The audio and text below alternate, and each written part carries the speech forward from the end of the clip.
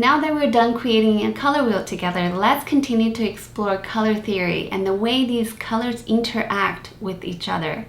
The first principle of color theory I want us to look at is the theory of complementary colors, or the idea that every color on the color wheel has an opposite.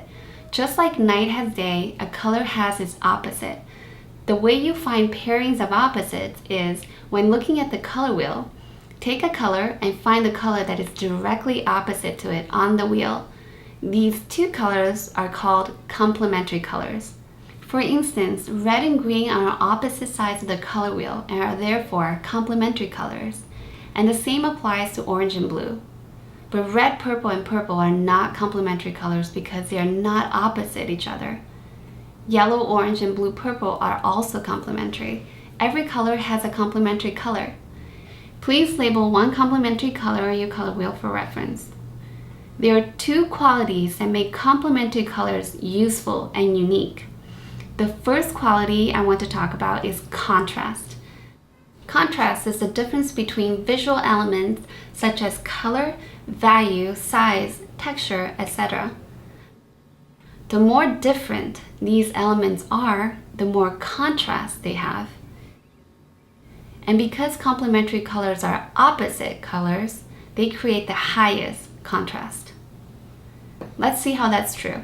Looking at the first row of color boxes, we see yellow, green, purple, and orange. And inside each of the boxes, we have the color yellow. Now squint your eyes slightly and see if you can pick out the highest contrast, yellow, between the three boxes. If you said purple, yellow, you're right.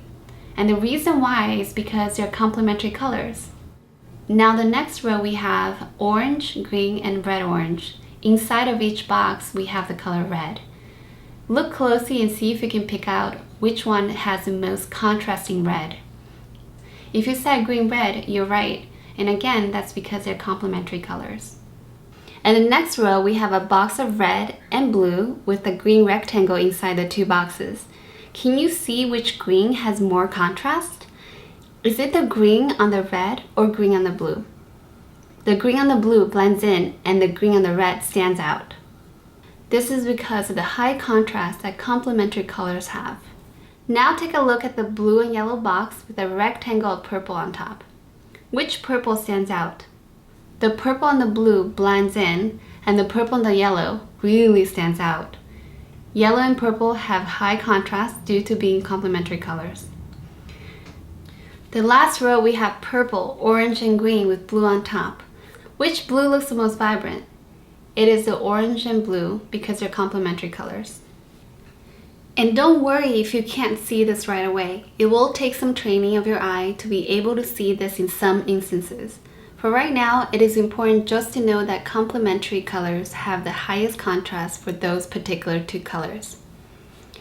And knowing that is important because of a thing called focal point. The human eye is naturally attracted to points of higher contrast in an image, so your readers may naturally focus more attention on an area of your painting that has high contrast. This attention to one point on an image is called a focal point. One of the ways you can use what you know about complementary colors is by using it to help create focal point in a painting. Here's a painting from a picture book called My Blue is Happy. The main character of the little girl is walking in the woods with her grandpa. We have a scene with different shades of green and she's wearing a blue dress. We don't really see her very well. So to create a sharp point of contrast, I changed the blue dress to a red dress. Red is complementary to green. The red against the green creates a high contrast, which then creates a focal point. Now we can see the little girl in the painting really well. This is one of the ways that focal point is used in picture books to place the reader's eye on the main character of a story. The second quality that makes complementary colors unique is saturation. Saturation is how brilliant a color is. When we take two complementary colors and combine them, they desaturate each other and cancel each other out. We call this a neutral color. In other words, they become less and less saturated when mixed together. What we get is a gray mixture that looks like either brown or dark gray. And when we take this neutral color and add white, we can create beautiful neutral grays. Let's mix complementary colors so you can see how that works. I'm going to make 2 sets of neutral colors using 2 complementary pairings. The first complementary pairing will be red and green. Second one will be purple and yellow. So I'm painting the complementary colors red and green. I start by painting in the red and the green. Then I take red and I add a little bit of green to it. See how immediately red is less saturated? Now let's see what happens when we take green and add its complement, red. Green also immediately gets less and less saturated and darker. Now let's mix the neutral color. The neutral color for red and green is a color that visually is not too red or too green. It does not mean that you're mixing it 50-50. I'm starting with green because we know that red is a strong pigment and it takes a lot more green to change the color red than the other way around. What we're looking for is a muddy brown color. Now we add white to the neutral color to get this really rich gray.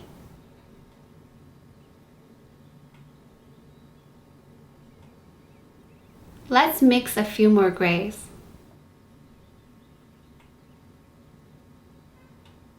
Let's repeat this process by mixing purple and yellow. Starting with purple, notice how when I add yellow to it, it immediately loses its saturation. The same thing happens to yellow when I add purple to it. Now let's mix the neutral color for purple and yellow. I'm starting with purple and adding a little bit of yellow to it. You can see how the color is turning into a dark gray, almost a black. Let's take white and add our neutral color to see the neutral gray color. See how neutral colors make really nice grays? You can add a whole different dimension to your work. Let's look at an example of neutral colors being used in an illustration. This painting is from a story I wrote and illustrated called Hereafter. The story is about a girl who falls asleep waiting for her train in the woods, and then dreams about forest animals who are both menacing and protective.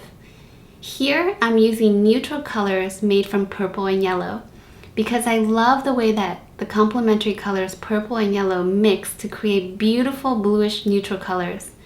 And I wanted a neutral color that is bluish, because to me, this can give the feeling of nighttime.